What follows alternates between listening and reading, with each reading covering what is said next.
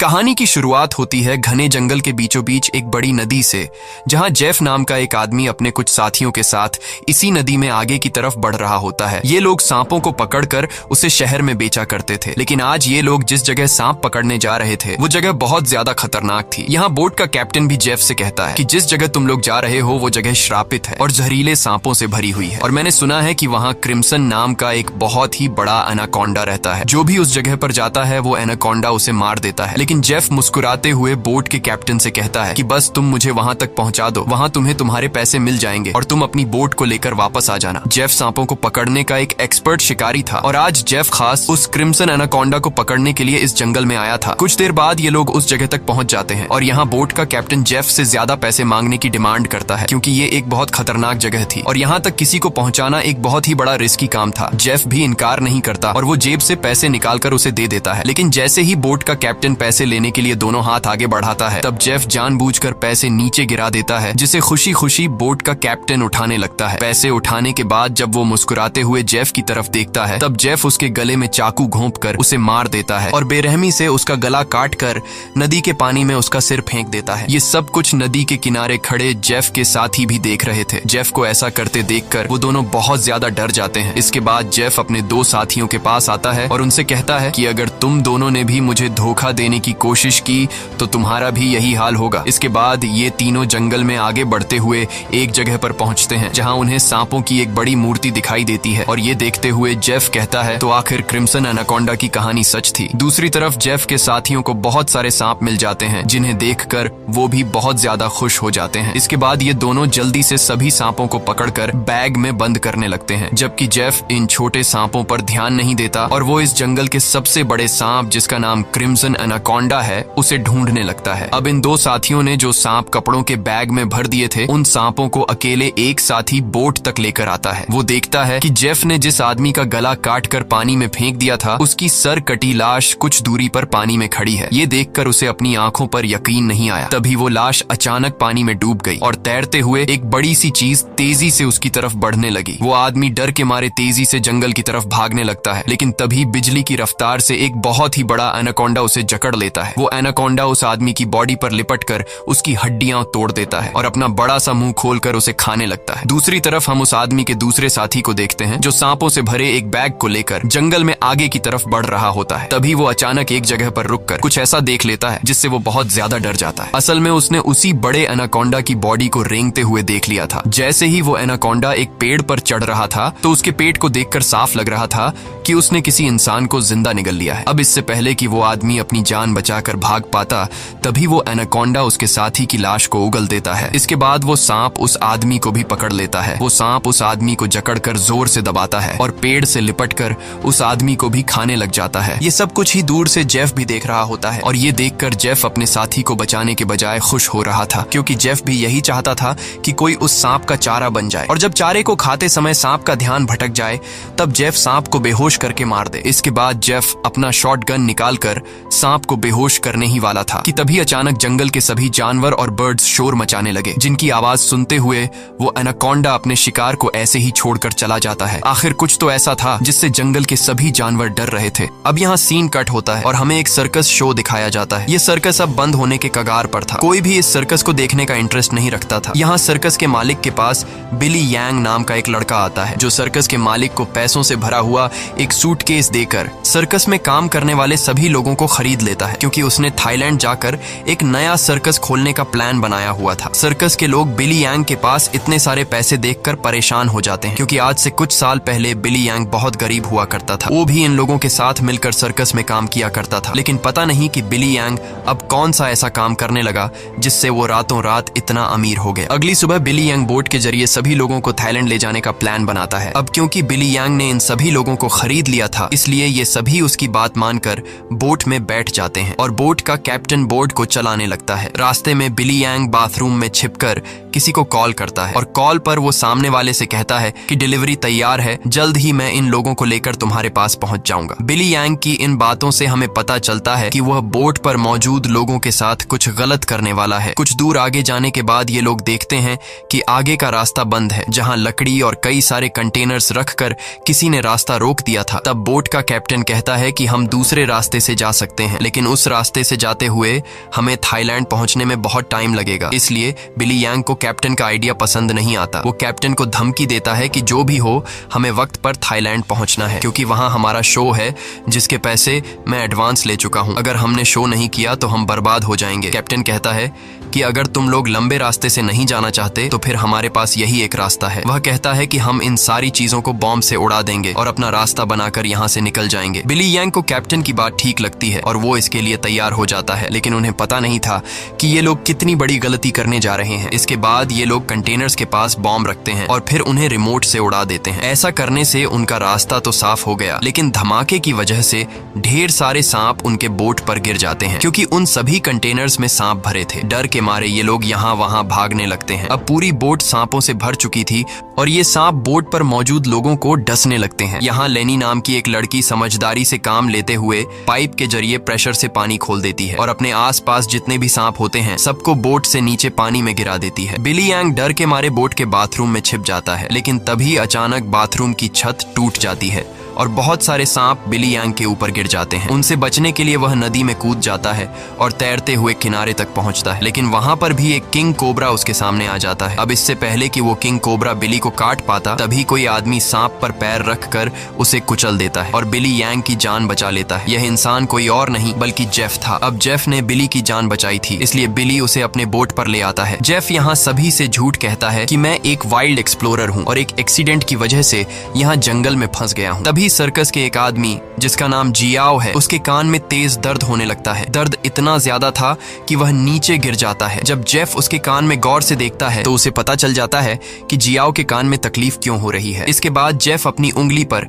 एक कट लगाकर उसे जियाओ के कान के पास ले जाता है और तभी जियाओ के कान से एक पतला जहरीला सांप निकलकर जेफ की उंगली को काट देता है, लेकिन सांप के काटने के बावजूद जेफ को कुछ नहीं होता और वह उस पतले सांप को पानी में फेंक देता है। ये देखकर लेनी बहुत हैरान हो जाती है और सोचने लगती है कि आखिर सांप के काटने के बाद भी जेफ पर जहर का असर क्यों नहीं हुआ। लेनी भी सांपों के बारे में जानकारी रखती थी। वह जानती थी कि एक सांप के जहर से इम्यून होने के लिए इंसान को बहुत सारा सांप का जहर अपने शरीर में डालना पड़ता है, तब जाकर उस इंसान पर सांप के जहर का असर नहीं होता। ये सारी चीज वह बिली यांग को भी बताती है और कहती है, मुझे जेफ ठीक नहीं लग रहा। तुमने भी देखा कि सांप ने उसे उंगली पर काटा, लेकिन जेफ को कुछ नहीं हुआ। लेकिन बिली यांग लेनी की बातों पर ध्यान नहीं देता और कहता है कि हमें जेफ का शुक्रिया अदा करना चाहिए, क्योंकि उसने मेरी और हमारे एक साथी की जान बचाई है। दूसरी तरफ जेफ इस बोट के कैप्टन से मिलता है। जेफ बोट के कैप्टन को ढेर सारे पैसे देकर एक नक्शा दिखाता है और बोट के कैप्टन से कहता है कि अगर तुमने मुझे नक्शे पर बताई गई जगह पर पहुंचाया तो मैं वहां पहुंचकर तुम्हें और भी ढेर सारे पैसे दूंगा। कैप्टन उस जगह का नाम सुनते ही बंदूक उठाकर जेफ पर तान देता है। वह कहता है कि अगर दोबारा तुमने वहां जाने की बात की तो मैं तुम्हें गोली मार दूंगा। दरअसल कैप्टन भी उस जगह के बारे में जानता था कि वहां एक बहुत ही खतरनाक क्रिम्सन नाम का एनाकोंडा रहता है। यह सुनकर जेफ वहां से चला जाता है। कैप्टन बोट में बैठकर मछलियां पकड़ने लगता है, लेकिन तभी हम देखते हैं कि कैप्टन जिस फिशिंग रॉड से मछलियां पकड़ रहा था वह फिशिंग रॉड नीचे से कोई जोर से खींचता है, जिसकी वजह से वह फिशिंग रॉड कैप्टन के हाथ से छूटकर नीचे गिर जाती है। अब कैप्टन उस फिशिंग रॉड को उठाने के लिए नीचे झुकता है, लेकिन तभी उसे कोई पानी में नीचे खींच लेता है। दरअसल कैप्टन को किसी और ने नहीं बल्कि जेफ ने पानी में नीचे खींचा था। कैप्टन को मारने के बाद जेफ कैप्टन की बॉडी को उस जंगल में मौजूद एनाकोंडा को बुलाने के लिए चारे के तौर पर इस्तेमाल करता है। कुछ देर बाद सभी कैप्टन को ढूंढने लगते हैं, लेकिन बोट का कैप्टन उन लोगों को कहीं पर भी नहीं मिलता। लेनी को जेफ पर शक होने लगता है कि कहीं जेफ ने उसे मार तो नहीं दिया। वह जेफ से पूछती है कि कैप्टन कहाँ है, लेकिन जेफ कहता है कि मुझे कैप्टन के बारे में कुछ भी नहीं पता। वह यह भी कहता है कि यह जंगल है, यहाँ इंसानों का गायब होना आम बात है। तभी अचानक पूरे जंगल में एक अजीब सा शोर छा जाता है। जंगल के सभी परिंदे और जानवर शोर मचाकर भागने लगते हैं। तभी एकदम से उन सबको पानी में कुछ अजीब सी हलचल सुनाई देती है। एक साथी कहता है कि यह आवाज कैसी है। तब जेफ खुश होकर कहता है कि कुछ बड़ा आने वाला है। जेफ की खुशी से यह साफ जाहिर हो रहा था कि जैसे वह इस आने वाले खतरे का इंतजार कर रहा था। तभी हम देखते हैं कि नदी की गहराई में एक बहुत ही बड़ा एनाकोंडा जेफ के लगाए जाल की तरफ बढ़ रहा है। जेफ का लगाया हुआ फिशिंग रॉड जोरों से नीचे की तरफ खींचता है। अब जेफ एनाकोंडा को पकड़ने के लिए फिशिंग रॉड को पकड़ने की कोशिश करता है, लेकिन वह एनाकोंडा इतनी आसानी से जेफ के जाल में कहां फंसने वाला था। तभी वह एनाकोंडा उनके सामने आ जाता है। यह एनाकोंडा आकार में बहुत बड़ा और बेहद डरावना था, जिसे देखकर सबके गले में सांसें अटक जाती हैं। जेफ ने जो फिशिंग रॉड की रस्सी पकड़ी हुई थी, एनाकोंडा उस रस्सी को जोर से खींचता है, जिससे जेफ नीचे पानी में गिर जाता है। वह एनाकोंडा जेफ को पानी में इधर उधर पटकने लगता है, लेकिन जेफ इतनी आसानी से हार मानने वाला नहीं था। वह खुद को बचाने के लिए तैरते हुए उसी नदी में मौजूद एक छोटी बोट पर चढ़ जाता है और एनाकोंडा को पकड़ने वाले जाल की रस्सी को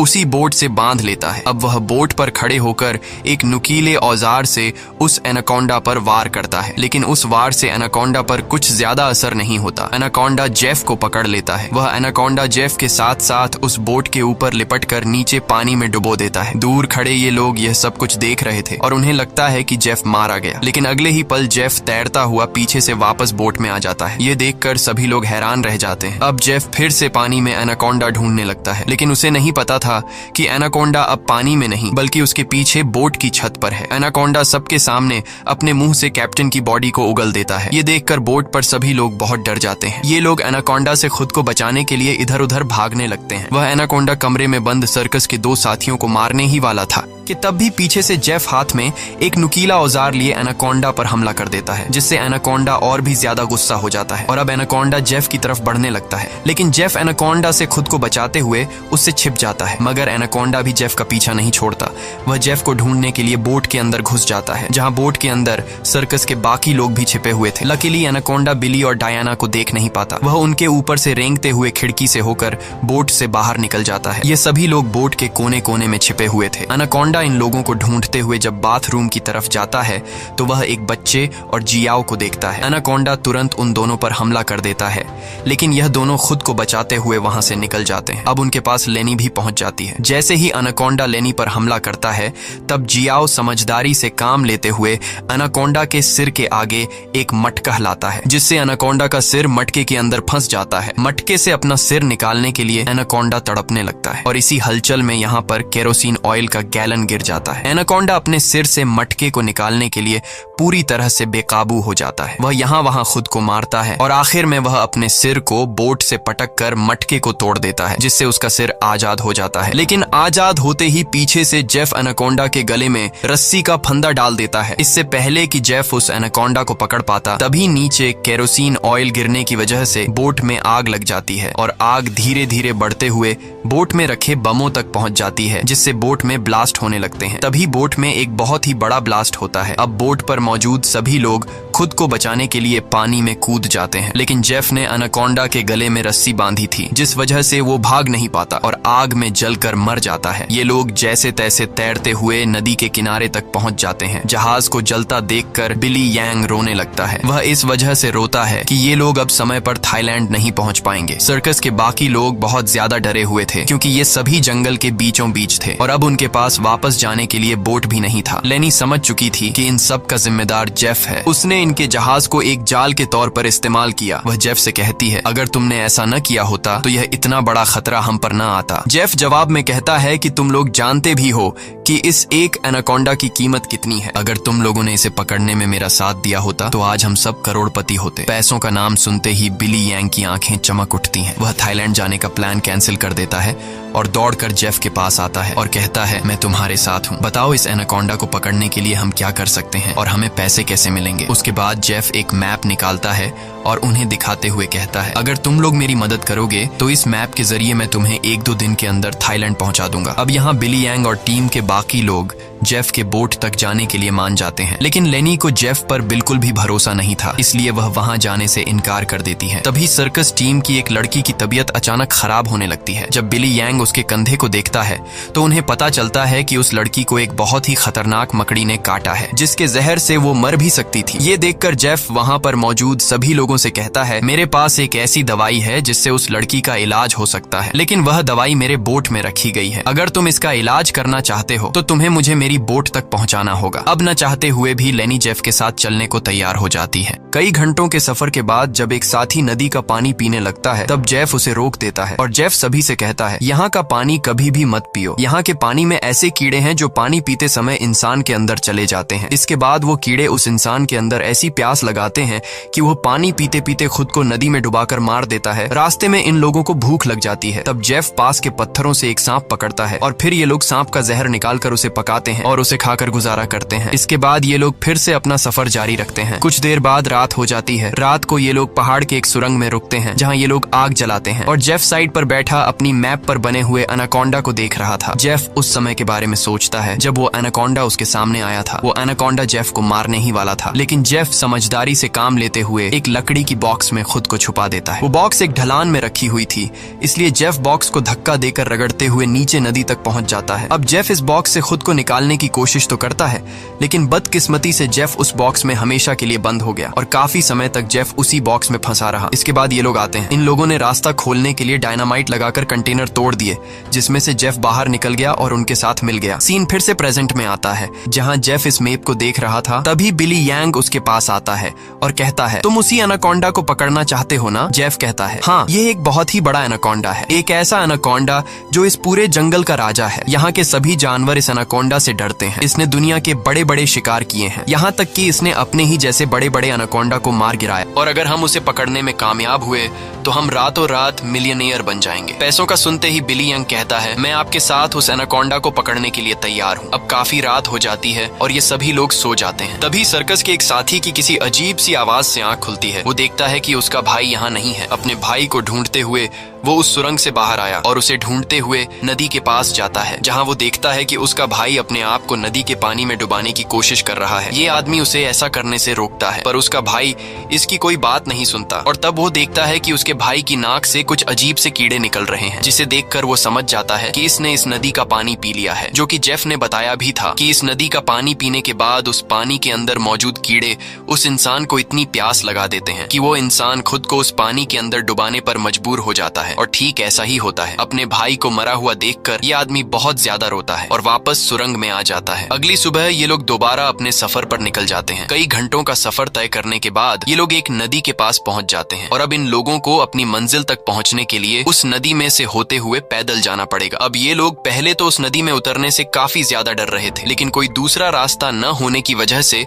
मजबूरन इन लोगों को उस नदी में उतरना पड़ता है। थोड़ा ही आगे जाने के बाद अचानक एक लड़का नीचे की तरफ इशारा करता है और हम देखते हैं कि इन लोगों को एक बड़े एनाकोंडा ने चारों तरफ से घेर लिया है। इनका एक साथी जिसका भाई रात को ही मरा था, वह डर के मारे सबके पीछे आ रहा था, लेकिन तभी पीछे से एक बड़ा एनाकोंडा उस पर हमला कर देता है और उसे बुरी तरह से जकड़ लेता है। लेनी उसकी मदद करने के लिए आगे बढ़ती है, पर वह ज्यादा कुछ नहीं कर पाती, क्योंकि उसके पहुंचने से पहले ही एनाकोंडा उस आदमी की हड्डियों को तोड़ चुका था और फिर वह एनाकोंडा उस आदमी को अपने साथ पानी में डुबा देता है। अब ये लोग अपनी जान बचाने के लिए नदी में आगे की तरफ भागने लगते हैं। कुछ देर बाद आखिर ये सब लोग जेफ की बोट तक पहुंच जाते हैं, जहां जेफ अपने वादे के मुताबिक उन लोगों को उस लड़की के लिए एंटीडोट दे देता है जिसे कंधे पर जहरीली मकड़ी ने काटा था। अब यहाँ से थाईलैंड की जमीन भी काफी करीब थी और ये सभी थाईलैंड जाने के लिए निकलते हैं, लेकिन तभी जेफ उन लोगों को रोक देता है। दरअसल जेफ इसलिए इन लोगों को इस जगह पर लाया था ताकि वो इन लोगों को चारे की तरह इस्तेमाल कर सके। जेफ उन सब लोगों से कहता है कि मैं तुम सब लोगों को वादे के मुताबिक सही सलामत यहाँ तक ले आया हूँ, लेकिन अब तुम लोगों को भी अपना वादा पूरा करना होगा, तुम्हें मेरी मदद करनी होगी। तब वो छोटा बच्चा जेफ से कहता है कि अगर तो तुम्हारी ये मदद उस एनाकोंडा से जुड़ी है तो हम तुम्हारी कोई मदद नहीं करेंगे। इनकी ये बातें सुनते ही जेफ अपनी बंदूक निकाल लेता है और बिली यांग भी चाकू निकालकर उसका साथ देने लगता है। बिली यांग सभी से कहता है कि जेफ जो भी कह रहा है तुम्हें उसकी बात माननी चाहिए। यहाँ लेनी कहती है कि तुम लोग पागल तो नहीं हो गए हो, उस एनाकोंडा को पकड़ना बहुत मुश्किल है, क्यों तुम लोग अपनी जान से हाथ धोना चाहते हो? जेफ कहता है, हाँ तुम ठीक कह रही हो, उस एनाकोंडा को पकड़ना मुश्किल तो है पर नामुमकिन नहीं, क्योंकि उस एनाकोंडा को खाते हुए जब उसका ध्यान भटक जाए तब उसे पकड़ा जा सकता है। उसके बाद बिली यांग और जेफ सर्कस टीम के 2 लोगों को रस्सी से बांधकर सांप का चारा बनाते हैं। वह बच्चा बिली यांग से कहता है, तुम ऐसा क्यों कर रहे हो? सोचो अगर हम लोग मर गए तो तुम्हारी सर्कस में कौन परफॉर्म करेगा? ये सुनकर बिली यांग जोर जोर से हंसने लगता है और उस बच्चे से कहता है कि क्या तुम लोगों ने कभी सोचा नहीं कि मैं इतनी जल्दी कुछ ही सालों में इतना अमीर कैसे हुआ? अरे पागलो, मैं तुम लोगों को थाईलैंड में सर्कस के लिए थोड़ी लेके जा रहा था। मैं तो तुम्हारी बॉडी के ऑर्गन्स को बेचकर बहुत सारा पैसा कमाने वाला था और यही मेरा बिजनेस है, लेकिन अब देखो मैंने अपना प्लान चेंज कर दिया। अब मैं जेफ के साथ मिल गया हूँ क्योंकि मैं जानता हूँ कि तुम्हारे बॉडी पार्ट्स से भी ज्यादा पैसे मुझे ये एनाकोंडा दे सकता है। दूसरी तरफ जेफ ने उन 2 लड़कियों को भी बांध दिया था और अब वो एक लड़की से बदतमीजी करने लगा था। अब यहाँ वो लड़की समझदारी से काम लेते हुए ऐसा दिखाती है कि वो जेफ का साथ देना चाहती है। जेफ उसकी चाल को समझ नहीं पाता। वो लड़की जेफ के करीब आकर जेफ के बालों में हाथ मारने लगती है और मौका मिलते ही वो लड़की जेफ की पॉकेट से गन निकालकर जेफ पर तान देती है। अब वो लड़की जैसे ही जेफ को शूट करती है तो बंदूक से गोली नहीं चलती, क्योंकि उसको बंदूक का लॉक खोलना नहीं आ रहा था। अब जेफ गुस्से में आकर उससे बंदूक छीन लेता है और उसी लड़की पर तान कर उसे मारने ही वाला होता है कि तब तक लेनी ने भी खुद को आजाद कर लिया था और वो एक शीशे के नुकीले टुकड़े से जेफ के पेट पर वार करती है। अब जेफ लेनी को धक्का देकर पीछे धकेल देता है, लेकिन तब वो दूसरी लड़की भी जेफ पर हमला कर देती है और पीछे से लेनी भी जेफ से बंदूक छीनने की कोशिश करती है। इसी हाथापाई में गोली चलने की आवाज आती है, लेकिन पता नहीं चल पाता कि ये गोली किसको लगी। दूसरी तरफ हम उन दो लोगों को देखते हैं जिन्हें बिली यांग ने एनाकोंडा के लिए चारा बनाया था। वो दोनों बेचारे डर के मारे तड़प रहे होते हैं। कुछ देर बाद एक बड़ा सा एनाकोंडा उन दोनों को खाने के लिए धीरे धीरे उनकी तरफ बढ़ने लगता है, जबकि दूर खड़ा बिली यांग मजे से ये सारा नजारा देख रहा था। बिली यांग इंतजार में था कि कब वो एनाकोंडा उन पर हमला करेगा और मैं रस्सी को खींचकर उस एनाकोंडा को पकड़ लूंगा। लेकिन वो ये नहीं जानता था कि जहां पर वो खड़ा है ठीक उसके ऊपर से एक दूसरा एनाकोंडा उस पर हमला करने के लिए आगे बढ़ रहा है। अब इससे पहले कि बिली यांग उस एनाकोंडा को देख पाता,